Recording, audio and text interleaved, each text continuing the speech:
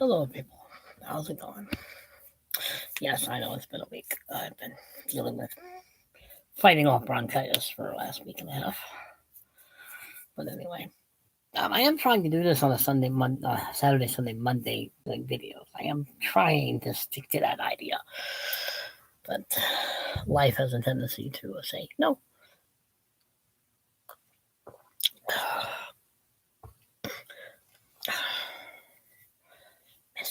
Anyway, once again, I have books to talk about. This is a separate thing from all the other different categories I have because I just do. I'm weird. Anyway, this is a book my mom sent me. Woohoo! Teddy Roosevelt. Teddy Roosevelt's my hero. I mean, I'm sorry. He is my role model, my hero, my everything. Practically. I mean, this is one of Jeff Sherra's books. He's an excellent author.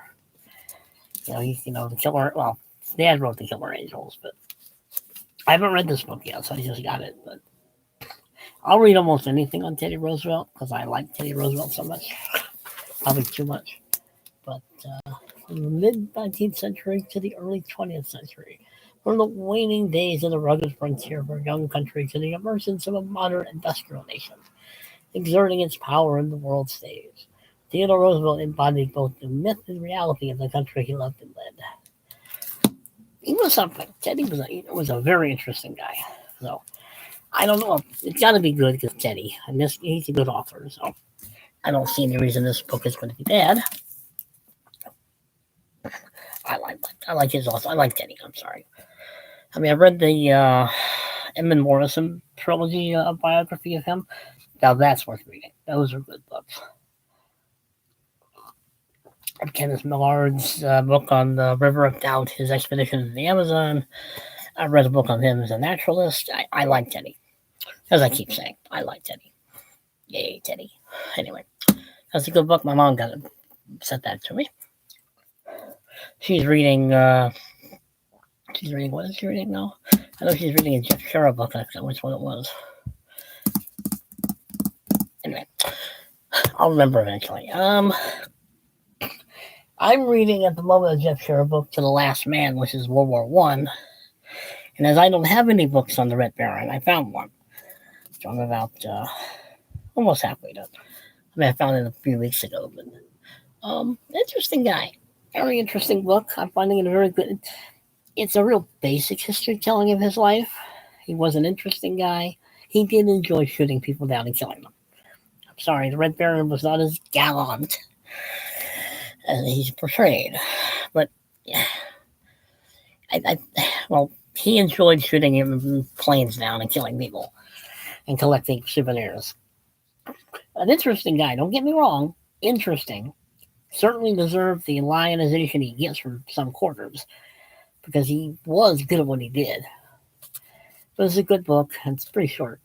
I got it because he's mentioned in the To the Last Man book I'm reading by Jeff Sherra about the First World War. Excellent book. I'm not sure when it was done, though. I think this book might be older than I am. Just really saying a whole lot. That's the original. Well, 1970. Yeah, I'm older than this book by 7 years. Oh, man.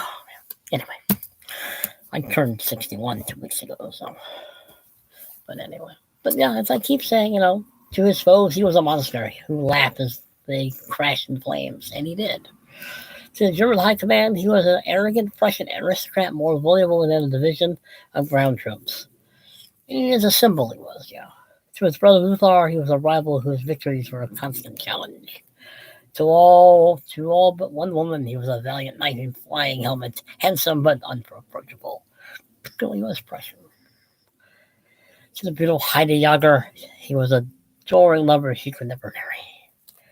I think they have a typo here because he was an adoring lover she could never marry.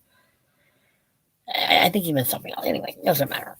But see, the thing is about this one book, if you read it, it is about him, but it doesn't really flesh out a lot of the other people very well or much.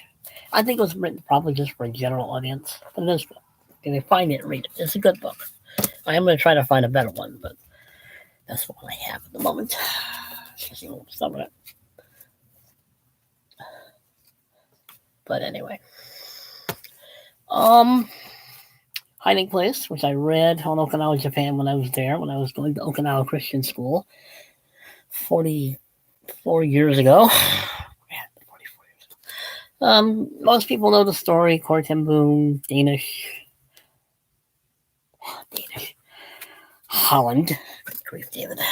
Anyway, Christian missionary after the war, spent time in Ravenbrook concentration camp because the Nazis caught her and her family hiding Jews.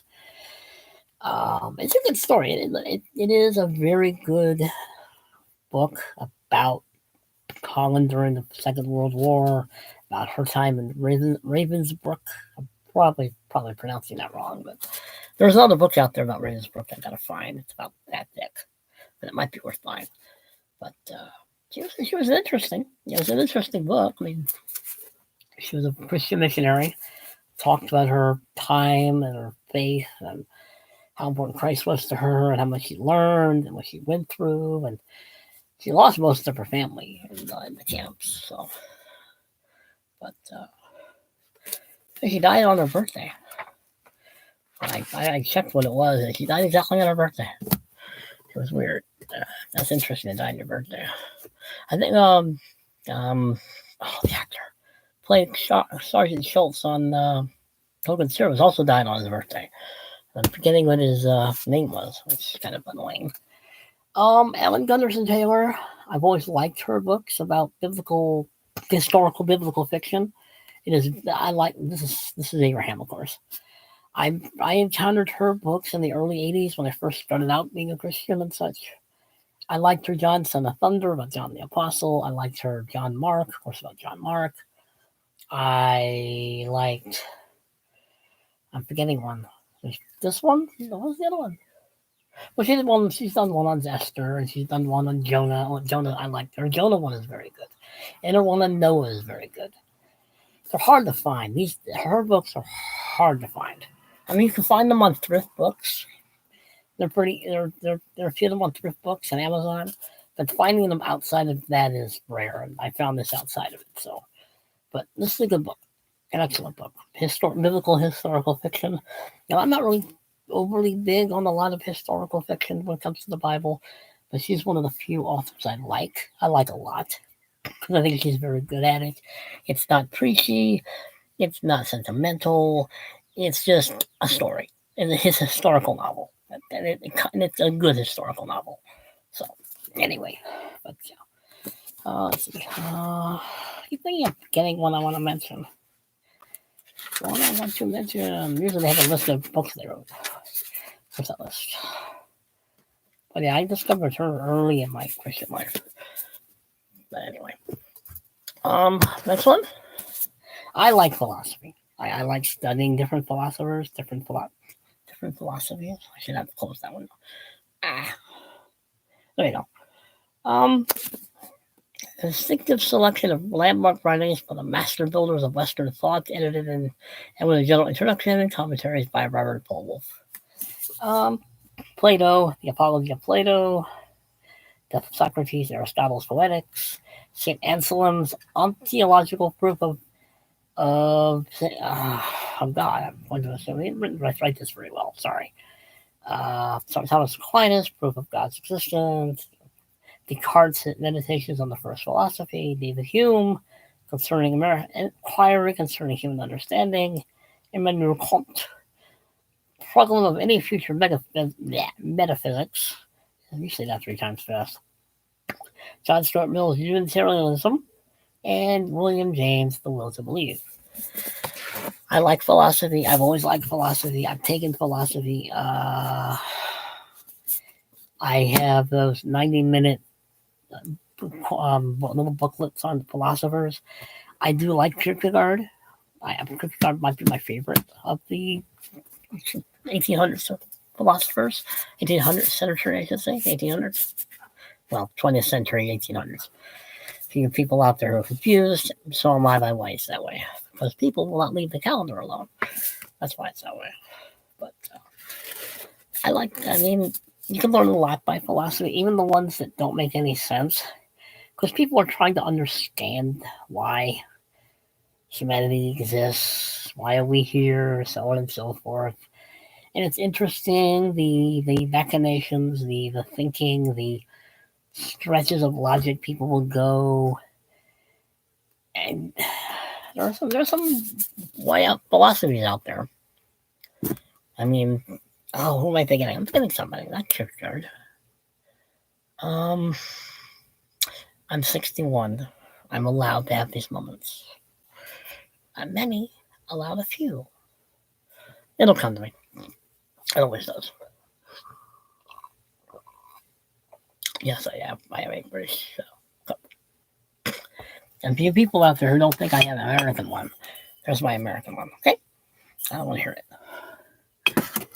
I'm getting an Israeli one today too because I ordered one. Anyway, this next author, I know people think he's a brilliant science fiction writer, and they think he's just wonderful. I like his stuff when he doesn't write. When he's most of what I like about him are his short stories, and maybe one or two of his novels. This is no novel. This is about the human brain. I know. I mean, I have his biography, or is it autobiography? I think that's his autobiography. Asimov. The man was a megalomaniac. Okay, I think being stuck in a room with him, he would drive me crazy because he'd be constantly trying to prove that he's always right about everything. People like that drive me crazy, which is why you think I'm crazy, because I drive me crazy. But I like his science-related books. I like his books where he talks about science. I have this human brain one. I have this one on physics. I like his Fantastic Voyage. Don't get me wrong. Excuse me. He's a good writer. I have no problem really. I just think that he's a little long-winded, and I can never really enjoy his writing very well. I just can't. I don't know why it is. It's just me. I love Ray Bradbury. I like Arthur C. Clarke. I like Alan Dean Foster. I like him better when he talks about actual science stuff. Sounds weird, I know, but anyway. But yeah, human brain. I mean, he was a brilliant writer when it comes to science. Don't get me wrong. He was a good writer when it came to just talking about actual stuff. But his actual stories, I don't know what it was. It just never. I don't know what it is. It just maybe it's because his own pomposity comes through his writing to the point where you want to say, we get it, Isaac. You think you're the most brilliant thing that ever walked the planet. We got it. Which maybe he was, maybe, but I doubt it. This is a short story writer. I like him. He wrote The Natural, which I've read. He wrote The Fixer, which I've not read. God's Grace I have, but I haven't read it yet. I like his short stories. Bernard Moment. I like his short stories. This is a complete collection of his short stories. Bernard Malmud, 1914-1986, is considered a modern master of the short story, ranked with Chekhov and Isaac Babel. The complete stories of Bernard Malmud brings together all of Malmud's published stories, from the classic early story, The Magic Barrel, which he refashioned the American short story in the Yiddish-inflected idiom of his boyhood, to later works such as Rembrandt's Hat and Alma Redeemed, which dramatized the relationship between life and art with matchless intensity and dark comedy. These 53 stories are full of the searching eloquence that characterized this beloved American writer. He was a Jewish writer. Another reason I like him. But yes, I mean, I love short stories. I am constantly on the lookout for decent short story collections. But he wrote The Natural, which is a good book. The movie's not too bad. But yeah, it's worth the effort. Reading his stuff is good. I do like his stuff. Now, if you've seen the movie Gettysburg, and if you remember the Englishman who was with the Confederacy, this is him. Yes, he did actually exist. He was an actual person. He really was real. This is the book he wrote after his experiences in the Confederacy.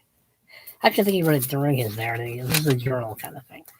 Let me see if I can find a picture of the guy. Here we go. There's Joseph B. Johnson. What I'm looking through. Where's Spring Metal? A picture of Fremantle. Anyway, but yes, Arthur James Fremantle was real. This is the book he wrote while he was with the Confederacy during and up to the Battle of Gettysburg. So, that guy in the movie who's English, that was him. This is this guy. But I've read parts of it. It's not too bad. It's a basic journal. It's really not in depth for the most part. At least not what I've read so far. But mostly what I've read is pretty interesting. I mean, he was there. He does. He does kind of side with the South, though. He kind of gets romantic. He kind of romanticizes the South a little bit, a whole lot.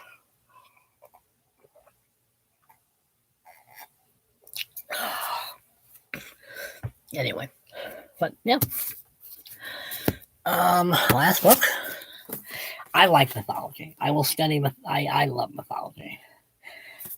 I have quite a number of books that are on mythology and different types of mythology. So, but you know, there's other books in the series I still have to find. But a lot of these books I buy and I find in the clearance part of the half-price bookstore where they're only $3.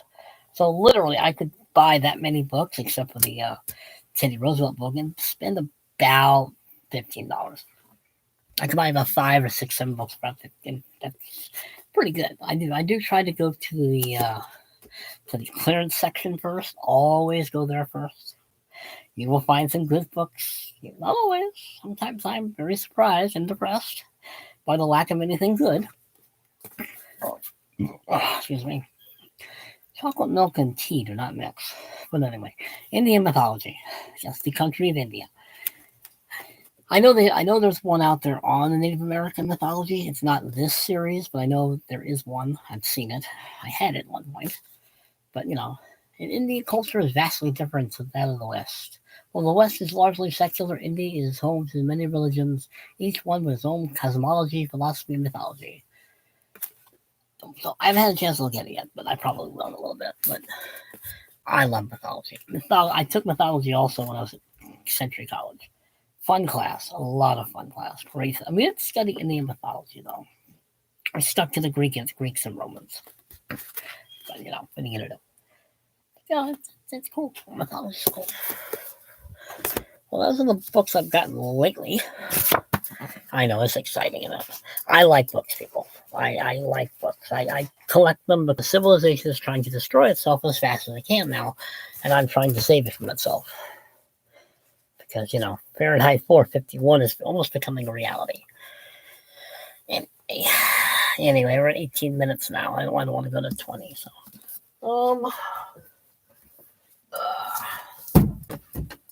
But, those are the books I got in the last week or so. New books. I don't know if people even care about the books I recommend, but I do. I think reading is becoming... I think it's becoming less and less, and it does bother me. I don't have a Kindle. I read books on paper.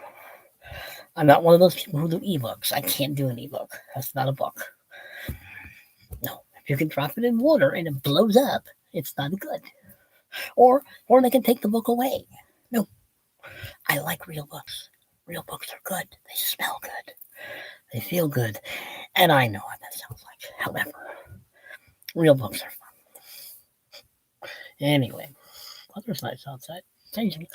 All right, people, behave yourselves. But I'm not going to. I'm going to try to do another video in about an hour. I do try to do more than one video a week. I'm trying to get to the point where it's every Saturday, Sunday, Monday being YouTube videos. And at least 3 a day. I don't see a problem, but I keep getting in my own way. Anyway, behave yourselves, people, as I said. Yeah. Subscribe, like, share, comment. Thank you. Later.